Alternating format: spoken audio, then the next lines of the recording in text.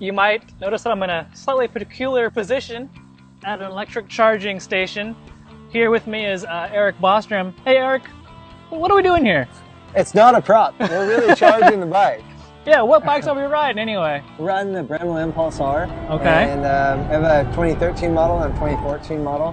So just kind of seeing the differences, the updates, and kind of testing gear. Speaking of 2013, 2014, what are these updates that you mentioned just a second ago?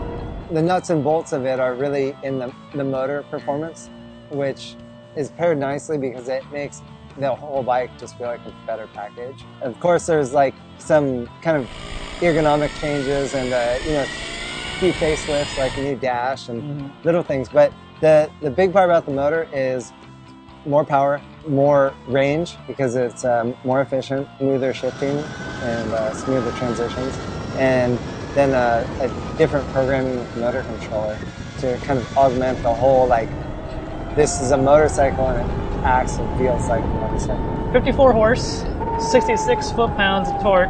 That's something to really scoot us along, and as we've noticed riding around today, that gets us around pretty quickly. Yeah, the bike, performance-wise, I think the dartboard was like a Triumph Triple, something that performs well but doesn't have unrealistic expectations for, an electric vehicle. The weight is just slightly less than the Triumph Triple, and the performance, the idea was to make it perform better. Acceleration-wise, we have no problems there. It's a missile around city streets, but when you start stretching the legs up over 100 miles an hour, the things peter out a bit, and that's where that the technology just needs to get better. This charge station's a free charge station. I mean, a lot of places have free charge stations. It's true. I haven't seen any free gas stations lately. Yeah, right? Maybe that's coming. So there are definitely some upsides, and that's where the balance is. That's a good lead-in to exactly what we've done today, right? So this morning we started off with full batteries, and we're in the hills of Southern California here, and we're like, let's go ride these things like guys like us would ride a motorcycle. A few things surprised me. These things handle pretty darn well right out of the box. Yeah. It's crazy. Yeah. I've ridden some other electric bikes, and you can't always say that about them. But yeah, the brakes are there, Exactly. It's like there's some good performance parts on the bike, and they're getting better as we go. And it's a fun bike in the canyons. You can keep up with most guys riding 600s or less that are maybe not quite as good of a rider. Yeah. We could easily keep up with them and go at a good pace. And we've done 70 or so miles today? 70 miles in the mountains. So. 70 miles of hard canyon riding. And we've drained the batteries down to single-digit levels, percentage-wise, which is why we're here charging them up, which is kind of funny. We did a lot today, and this never let us down. There's all these balances. The upside is we had a good time. And the upside is this is free. And it's free. An important point I forgot to mention earlier, the motors on these things are liquid cooled, which if you haven't ridden an electric motorcycle before in the past, there's a lot of air-cooled motors on these electric bikes, and those overheat really fast. And when they do, you get thermal cutback, which means the power gets reduced. A lot. And the fun pretty much suffers as a result. These, like we just said, all-day hard riding, liquid-cooled motors, no thermal cutback. Yeah. You can enjoy that power all day long. That's really a testament to the engineering because it wasn't like that a few years ago. Here today, we saw temperatures up to 104 degrees on a ride, which is about as extreme as I like to go on my motorcycle rides. But we didn't have any thermal cutbacks, not from the motor controller or the batteries or the motor. So as the power increases, the envelope will keep being pushed. That's what's going to get us a better electric vehicle for tomorrow. And I know for me, the other unique feature about these Impulses is the 6-speed gearbox.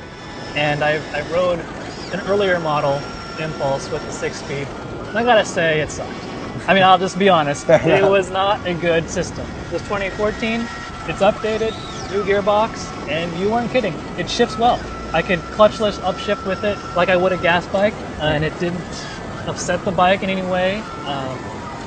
It did what I wanted it to do as far as shifting it up.